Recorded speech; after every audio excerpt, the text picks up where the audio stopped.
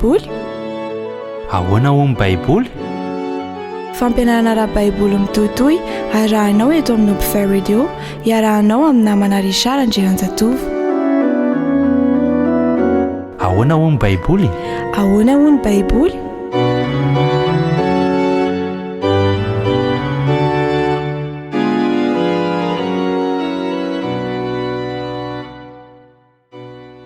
Mbola raisiko ampifaliana trano ny miaona aminao androany. Miarabanao amin'ny anaran'i Jesosy Kristy ny namanao Richard Andrianjatovo. Mbola horesantsika ato anatin'ity fiaraha-mianatra ny Soratra Masina ity momba ny drafim-panavotana nasehon'ireo fitaovana nampiasaina tao amin'ny tabernakely. Ka mbola hiresaka momba ny lalàna voalaza ao anaty baiboly sika satria zava-dehibe ny fahaizana an'izany. Ny fandikana lalàna manko no nampidosa, ka dia aleo mihitsy hazava ny resaka. Eto anefa sika dia tsy resaka mihitsy ny lalàna manokana natokana ho an'ny Israely izay tsy mikasika ny olombelona rehetra, ka dia asaiko ianao fa iresaka ny famarinana voalaza amin'ny baiboly sika. Mialohan'izay dia tsara trany raha ho atombotsika amin'ny alalan'ny fivavahana izao fiaraha-mianatra ny Soratra Masina izao. Vavaka sika.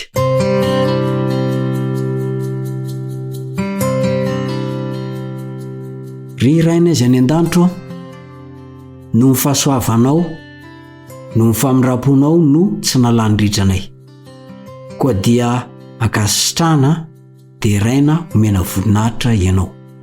Mamela ny elokaina dia olombelona mpanota ary izay dia antsoinao kosa mba hiara asa aminao. Matsapa nefa fa tsy ho tanteraka mihitsy.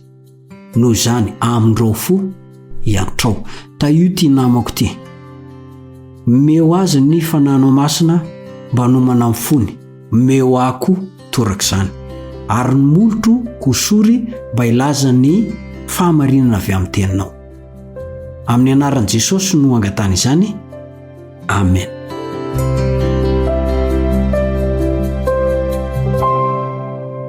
Ny baiboly dia mampianatra fa Jehova dia nanome lalàna manokana miisa anankiroa hitarika amin'ny vahoakany hifandray aminy.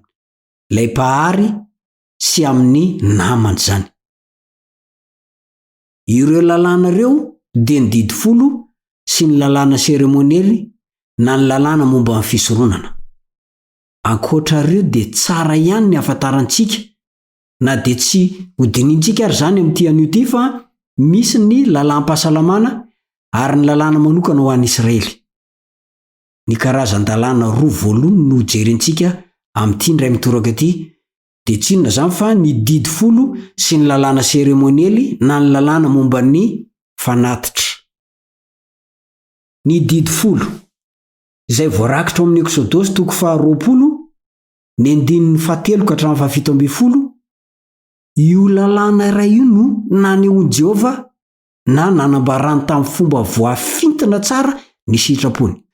Ary mifeny lalàm-pitondrantenantsika eo anatrehan'Andriamanitra andaniny. Didy 4 voalohany izany eo amin'ny 9-7 ka hatramin'ny 12.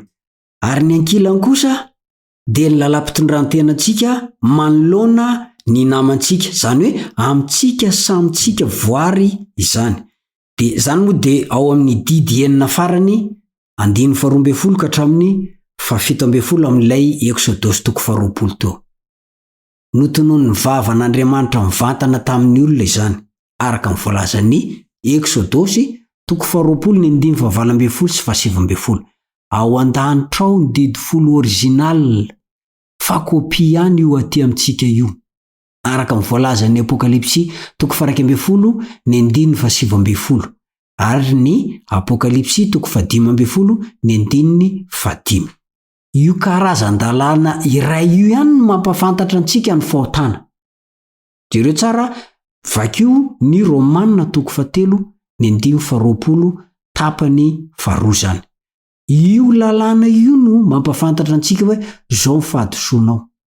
zao tsy nentina taonao.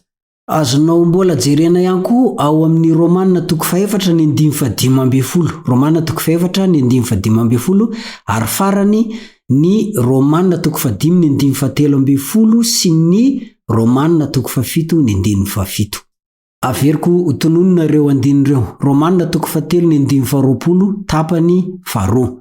Ny Romanina 4:10, ny Romanina 5:17 ary ny Romanina 7:7. Ny fantikanan'io didy folo ny atao hoe ota na fahotana araka mivoalaza ny Jaona voalohany 3:7. Matetika aza de lazaina izy io hoe ny tsy fahamarinana rehetra. Zay no teny ilazana ny fahotana araka ny voalaza ny Jaona voalohany 5:7.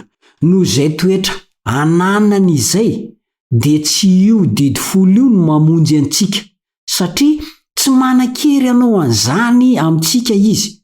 Nefa kosa tadidio fa mahavery ny mandika ny didy folo.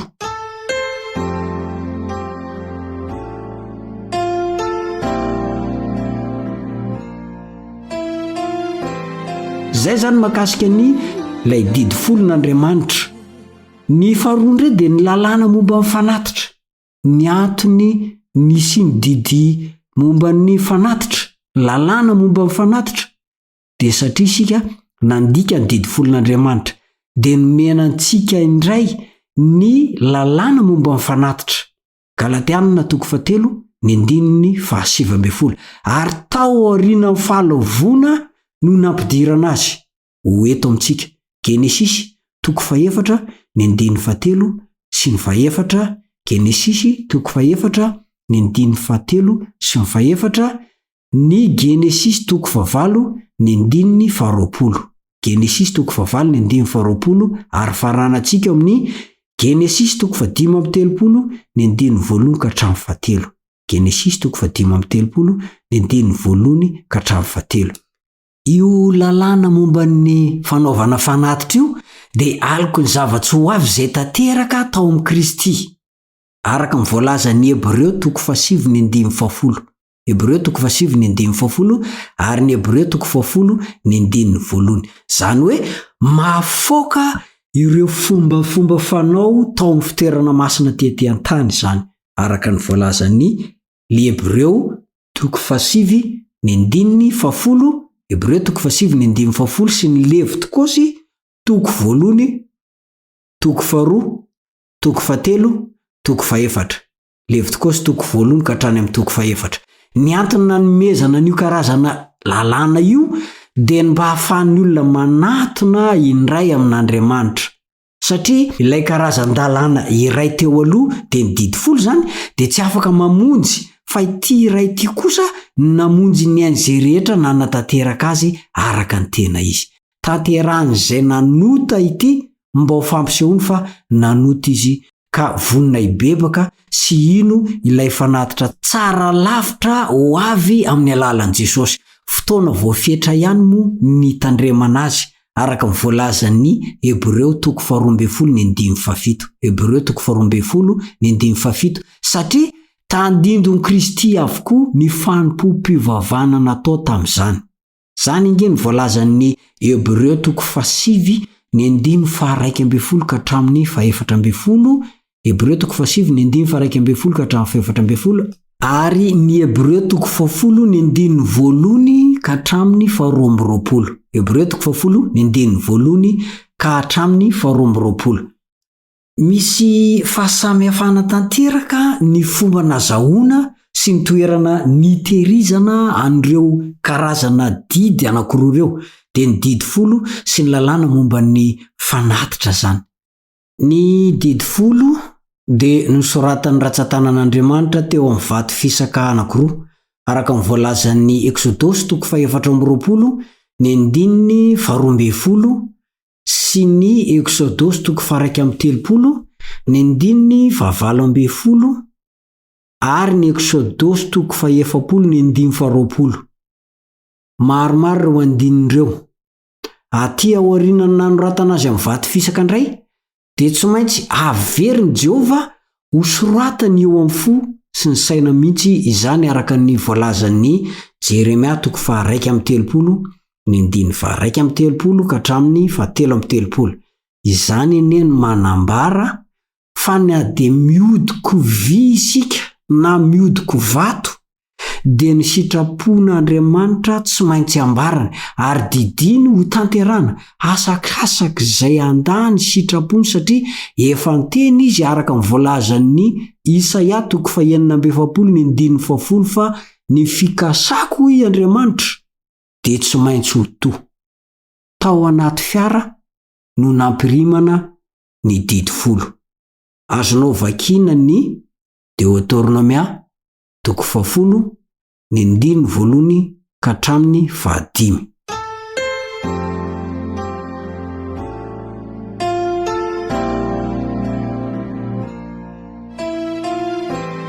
Zay ny makasika ny didy 10. Ny lalàna momba mifanatitra indray dia Mosesy ihany no nanoratra azy hoy ny Deuteronomia 1:3 ka ny 4:20. Deuteronomia 1:3 ary ny toerana nisy azy hoy ianao teo ivelan'ny fiara no nametrahana azy. Azonao amarinina zany eo amin'ny Deuteronomia 1:4 io ilay didy mempangantsika araka ny voalazan'ny Kolosianina 2:4 mempangantsika io. Azonao amarinina anie zany amin'ny Baiboly Katolika.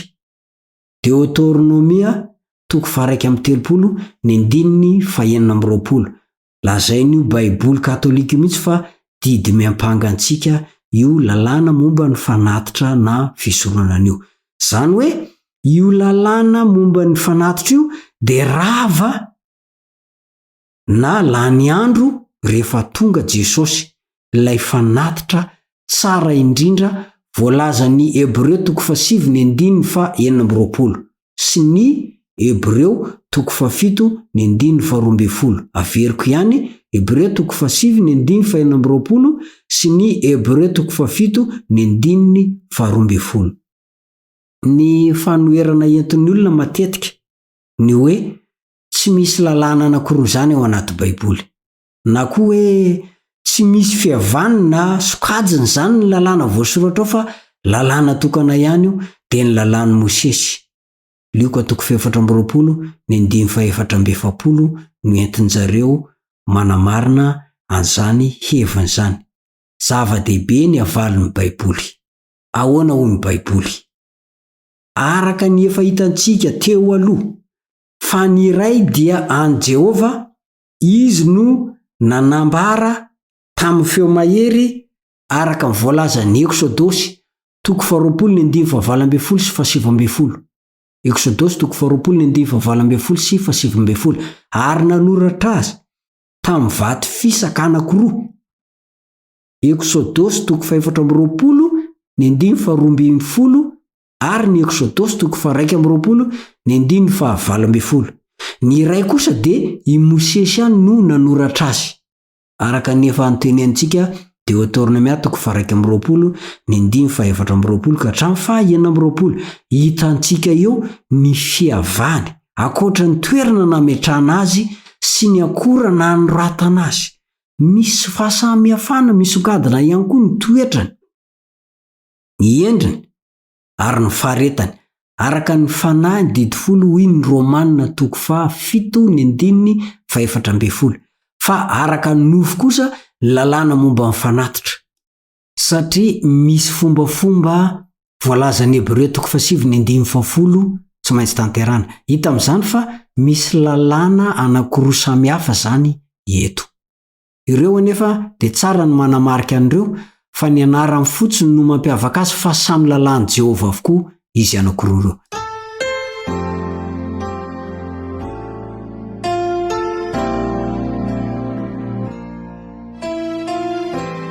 Misy eo ihany koa ny mahasamihafa azy roa ireo satria ny didy 10 dia mandidy antsika anefa ny didintsika amin'Andriamanitra sy namantsika. Fa ny lalàna momba ny fanatitra kosa dia aloko ny zava-tsy ho avy ka miala lay alika rehefa tena tonga ny tena izy. Zay no ambaran'ny Hebreo 10:2 ka hatramin'ny 9 sy ny Kolosianina 2:9 ka hatramin'ny 17. Soratana eo amin'ny fiainamino amin'ny alalan'ny finoana an' Jesosy Kristy ny didy folo. Zay voalazan'ny Romanina 3:13 manao hoe koa vomaika mampiorina tsara ny lalàna isika. Ary ny Romanina 8:9 ka hatramin'ny 17. Fa izao kosa, foana tsy manan-kery-tsony kosa ilay lalàna aliko ny zava-tsy ho avy. Dia ilay lalàna momba mifanatitra zany rehefa maty teo amin'ny hazo fijaliana i Kristy. Izay no tsy mampisalasala amin'ny Paoly na nizingizina hoe nofoanana na noravana io didy sy lalàna io. Tsy ny didy folo io nofoanana sy noravana io, fa nofoanana na noravana satria no amafisiny mafy fa sanatria azy ny teny toy izany araka ny voalazan'ny Romanina 3:9 manao hoe koa mahafoana ny lalàna amin'ny finoana va isika sanatria izany. Misy dikan'ilay sanatria, tena manizingizina mafy mihitsy tsy misy zany. Na dia ireo mpaminany toa ny Josoa, Nehemia, Daniel laza dia mampiseho fa misy fiavahany mazava tsara ireo lalàna anankiroa ireo. Na dia i fiainan'ny Paoly ihany aza dia manamarika zany tsy fitoviana amin'ireo lalàna karazany anankiroa ireo. Manomboka izao ry namako.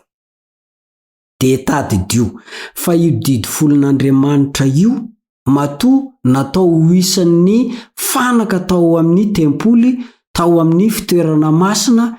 Ny didy folo dia io no lalàna hitsarana asy ianao. Kaza tsinotsiniavina. Vonina nefa Jesosy ny anampy antsika amin'ny fitandremana an'izany amin'ny alalan'ny fanahy masina noho ny fahasoavany ireriany. Ho tsinotsinoavintsika va ny fanampiany mahavonjy. Miandry anao ankatoa Jesosy, ary vonina ny handray anao zanany raha ohatra ka sitrakao zany. Jesosy sy ny fanavotana nataony nisorona vitany teo amin'ny hazo fijaliana, ary mbola tohizany ao amin'ny hevitra masina indrindra ho an-danitra izany fanavotana antsika izany. Koa raha sitrakao, te hamonjy anao izy. Aza anisan'ny olona manaiky ho antsoina ho tarihana hanao tsinotsinona ny didy folon'Andriamanitra. Fa matoa ny fitian'ny folo dia fahaizan'Andriamanitra zany. Zany ny fahendren'Andriamanitra. Ary rehefa voahitsakao io, noho ny finiavana hanitsakitsaka mihitsy, dia tadidio fa tsy misy fanatitra afaka ny heliko intsony. Koa amin'izao sisa izao, aoka hibanjana an Jesosy ianao fa i Jesosy ilay tsy mba nanitsakitsaka anio. I Kristy ilay voalaza fa tsy nanota mihitsy. Izy no afaka monjy anao raha sanatria latsaka tamin'ny tsy fankatoavana izany didy folon'Andriamanitra izany ianao. Hatreo fiarako aminao ary mameo fotoananao indray ny namanao Richard Ndrenjatovo. Veloma tompoko.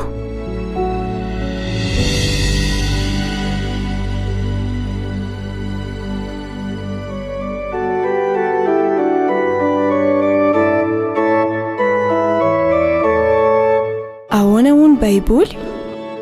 Ahoana hoy ny Baiboly? Fampianarana ara-Baiboly mitohitohy arahanao eto amin'ny Upfare Radio, iarahanao amin'ny namana Richard Ndrenjatovo. Ahoana hoy ny Baiboly? Ahoana hoy ny Baiboly?